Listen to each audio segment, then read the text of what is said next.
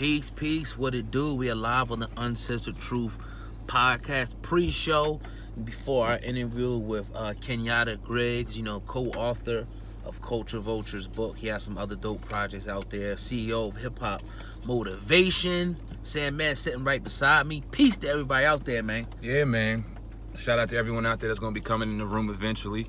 Definitely going to be coming live on the Uncensored Truth a lot more, so get used to that. Facts. But like Ogai said, we got this interview within the next probably hour or so with our man Kenyatta Griggs, CEO of Hip Hop Motivation. Yeah. Co-author of Culture Vultures. The book with himself and Dame Dash, CEO of Secret to Ballin'. Yeah. You know what I mean? The Secret to Ballin' series. And we're very excited, man. We've been talking to the brother for a couple months now and trying to set this interview up. Real dude. You know what I mean? And we're definitely excited about this. This is something that we've been talking about for a long time. We got some great questions for him. And we're going to do our due diligence like we always do, man. You feel me? I can't wait, man. This is a dream come true. To be in this, here in the situation, about to, that's what we love to do, man. We love to articulate ourselves, speak to people, get information, and help people kind of promote themselves. So it's gonna be dope, man. I think we like-minded, and there's a lot of questions that I think a lot of people didn't ask that we're gonna ask. Today. What's up, my man Wax? Always in the building. Wax, what's good, family? You know what I mean? So we gonna be dropping something on that tonight, definitely on both channels. Or if not, definitely tomorrow, depending on how late we get out of here. So we got something in store for y'all for sure. Dope. It should be dope, man. Like Ogai was saying, and the full uncut, uncensored version will be on iTunes and Spotify. That'll be available tomorrow morning after we conclude the interview. And like Ogai said, we're gonna be just asking the tough questions, asking questions that you won't usually hear. We're gonna bring up Vlad. We're gonna bring up the book. We're gonna hear this man's story, you know what I mean, and his grind, because a lot of the time, you know what I mean, when we see our man Kenyatta Griggs, he's side by side with Dame Dash, and we don't often get to hear his perspective by himself and really get to hear his story. So I'm excited about that. I want to ask you real quick, Ogai, because I know we're not gonna be on here too long. We just wanted to show the people love real quick. Yeah. What are you looking forward to asking, and what are one of the main topics of discussions that you want to bring up with our brother Kenyatta? I kind of probably want to talk to him about his relationship with Dame Dash, and then that whole I want to ask him how he made $1 million cutting hair.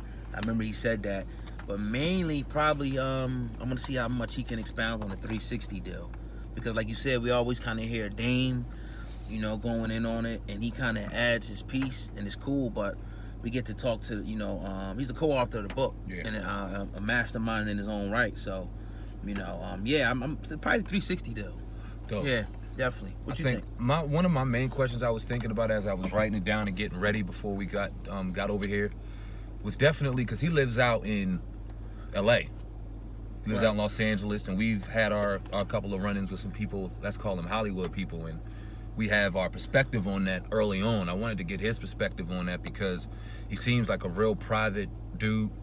He only messes with a select, couple of people. We've seen him talking to Redman, obviously Dame Dash, and a few other people I'm sure he'll talk about and expound on today.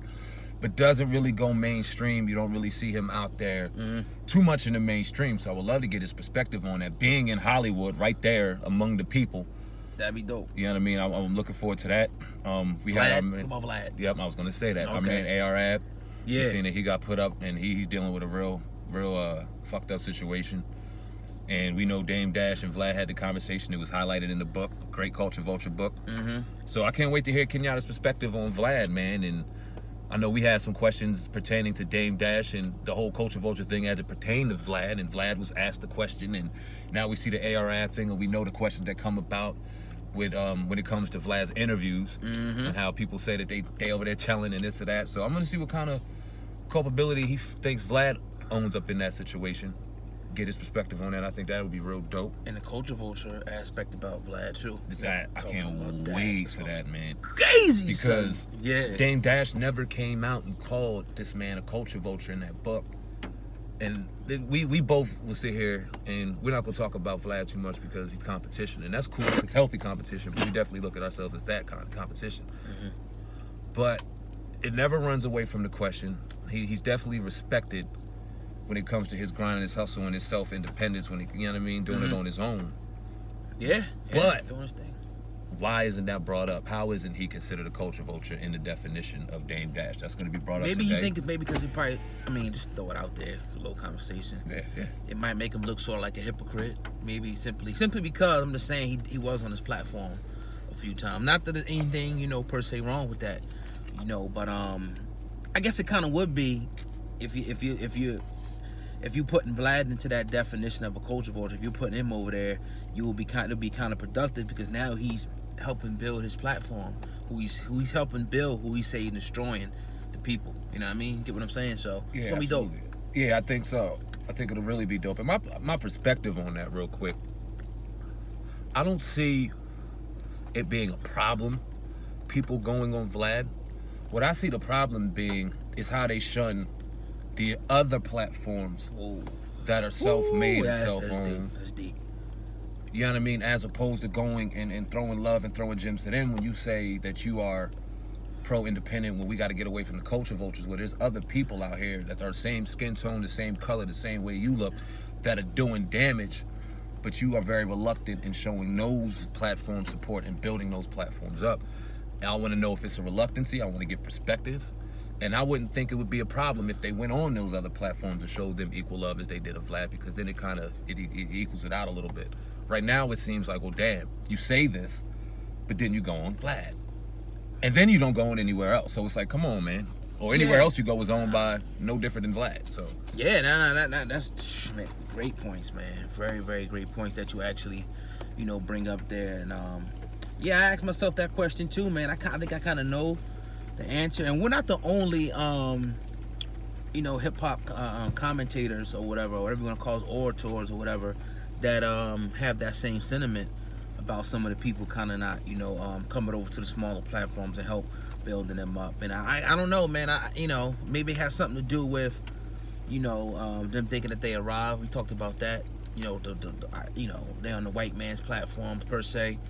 You know, maybe they think that's better. I don't know. You know what I'm saying? But nevertheless, even when you really look at it, though, like you said, the Breakfast Club, even though you got the, you know, different variety of hosts, that's owned by somebody white as well. So oh god, it's the truth. I'm gonna take it here, right? Do you think it's a comfortability in going white and we still look at each other with the crab in the barrel mentality, or not even that, we just as an enemy not can be trusted? Because there's always a trust issue when it comes. I think it has something to do with like prestige, like they thinking that for whatever reason that's better, even, you know what I mean, that it's better for their image to go on this platform as opposed to dealing with, you know, these cats. They may be thinking low of us than we really are. And I think that you know, has something, you know, to do with it as well, you know what I mean, to be honest with you. Yeah, you know, I feel you on that one, man. This is gonna be a great interview. It's gonna be a dope one. Looking forward to it. We got some people in the comment section right now. Oh god, checking those out. Make sure you hit that like button on the Uncensored podcast. Yes, my man Wax, he put Vlad ain't never twist nobody's arm. He been stopped checking for Vlad. But I want to talk about this. I'm gonna let you deal with Wax joint real quick. I'm gonna handle this one. Yeah, Vlad and others exploiting these street guys who ain't media savvy and get so excited to be on. Yeah, that's real talk. And I think that was one of the criticisms like AR had. And I heard other brothers talking about it. Like, he was just kind of excited to be fitting that persona, you know, to be seen that way. So some things that he damn sure wouldn't say to the police, he's saying now on the camera, thinking that it's all cool, but this is what people want to hear. You know what I mean? And this is like, we know cats out there that get on interview and say crazy stuff. I even checked a cat I interviewed. I'm like, yo, you don't want to put. I cut it out the interview because he said some crazy shit in the interview. So people are just not thinking, and then they circle around them is not giving them, you know, any gems either. I think that has something to do with it too. You brought something up and you kind of gave, you know what I mean, the person game when they were running too much. Do you think Vlad owes people as a platform? Do you think he owes the artists that he has on there that right to kind of say that, or say, yo, won't you chill on that? Because what Wax said was 100% correct. Vlad ain't twisting nobody's arm. Facts. He ain't making no one do anything that they don't want to do. Yeah, he's asking the questions, but we seen prime example like a Nipsey Hussle. He asked him the same ones, but he danced around them joints like, you know how to move. Being a real street mob, you know how to move. And you're used to police asking you questions, so you can't blame him for being the police and act like you don't know how to answer questions. You comfortable. You liking the shine. You liking the fame. You see the lights. You know what I mean? Yeah, I'm gonna go in here and make myself look as hard as possible, like I do on my IG, like I do on the Facebook, like I do whatever, and you incriminating yourself more and more and more. That brother has, what, over 2 million subscribers? Well, it's a lot of people. You don't know who's watching, or you do know who's watching, so you gotta be careful. Yeah, man, there's no hate towards them. You know, everybody gonna keep doing their thing. We're gonna keep doing our thing. And we have to just call out, you know, like it is. But we very excited, man, to get into depth with these conversations today. Just letting y'all know what y'all can, you know, what y'all gonna see later on, man. So, is there anything that y'all, you know, will want us to ask them? I should say, anybody listening will want us to ask, that we can ask them for you tonight too. That would be dope. Yeah. Culture Vulture author Kenyatta Griggs. You know what I mean? I need glasses like mine. You can't talk about what you're still doing. I could see if the drug game was in AR's past, but he's still knee deep in this shit. Yeah, fact. Yeah, now, you know, if that's the case, Wax, if he was, you know what I mean, knee deep in it or whatever like that, that would be silly as hell to come on, you know what I'm saying, and you know, pretty much. And then another thing was like the videos, or like the money and shit like that. I think it was like a couple $100,000 or whatever, shit like that. You asking for the feds, you know what I mean, to investigate. If I showed a $100,000 right now, they will be investigating me. But you got to be smart enough to be able to. Then when they come, if ARF's gonna have any chance, hopefully he was doing he had some type of books with his real estate stuff like that, and it wasn't just all cash transactions. Because they're gonna know where the money came from, and they're gonna put two and two together. If they got the drugs, they're gonna say, "Oh, you made it from drugs." But if you was doing real estate, you was doing other stuff, you say, "Nah, that money came from there," you would have a better case. I'm just saying, you know what I mean? So yeah, man. Yeah, I definitely agree on that note. Like old guy said, we got this interview with Kenyatta Griggs, author of Culture Vulture. You know what I mean? Secret to Balling, How to Ball and Grow Rich. I forgot what it's called, but we're gonna kill it, man. It's gonna be real dope. Looking forward to that at 6 p.m. We'll have those up and available on Viral Hip Hop News Uncensored. Probably drop a couple on the Uncensored Truth podcast throughout the week, but the full entire interview will be up on iTunes and Spotify tomorrow morning. Facts. So check that out, man. We're looking forward to it. We're gonna check out, get ready, you know what I mean, set up for the rest of the show. We'll holler at y'all, appreciate y'all. Make sure you share this video. We out of here, man. Peace. Oh my God.